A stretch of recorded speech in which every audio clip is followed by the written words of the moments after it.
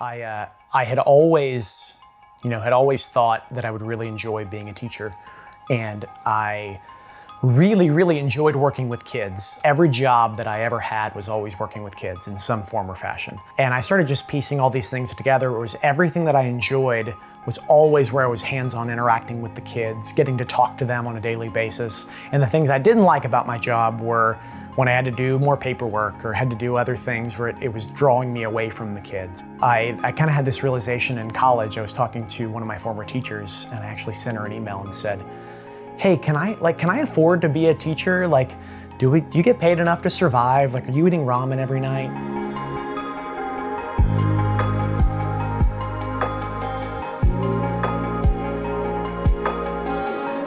So my name is Goff, and when I'm not at church on Sundays and doing stuff at home on Saturdays, I work as a high school teacher at the Colony High School. I teach science. I mainly teach AP biology, and then also an elective course called Academic Decathlon.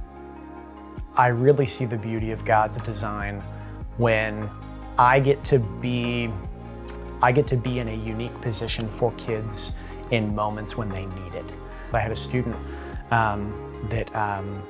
he was really having a rough time, and one of the things that we teach is we have a suicide prevention curriculum at our school. And I always kind of go a little bit off script and just share with my kids, right, that there's somebody that cares for them. And I've just seen how with that suicide curriculum, there's a kid that came up to me just this past year, and I had talked to him 2 years ago. And I've still had a relationship with this kid, but he just now recently told me, he was like, Mr. Goff, that conversation that you had with us on that day, the suicide prevention day, he was like, that is what kind of kept me going. And I had no clue, right? And if God hadn't been working together and weaving together the plan for me to be in that classroom on that day, and not somewhere else, not in a different line of work, I wouldn't have been in the position to do what God was calling me to do.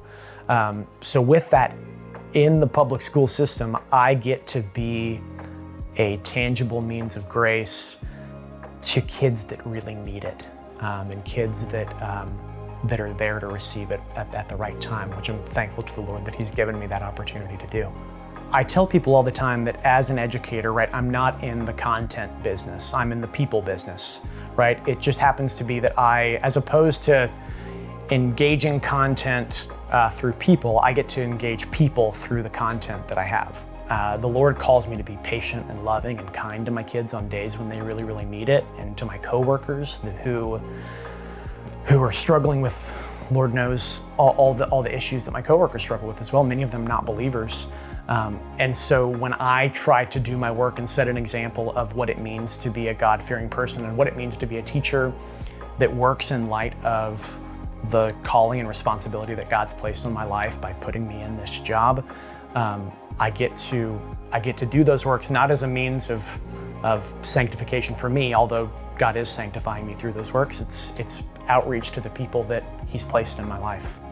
Teachers are very, very overwhelmed. There's a mountain of tasks every single day. I always tell my wife that there's always something more to do. If you feel like you've gotten all your work done at the end of the day, there's always more that can be done. So I think a big way that you could be praying for public school educators and me and anybody that you know that's in the public school system would be to, one, to listen to them before you pray, right? Listen to what their struggles are and what their concerns are. It's likely that a lot of them feel overwhelmed, feel overworked, feel burdened by the great number of responsibilities that they have. So being able to pray that they would, that they could manage those priorities well, right? That they're able to care for themselves and care for building themselves up spiritually, so that when they go into the day, they're better able to care for their coworkers and care for their students.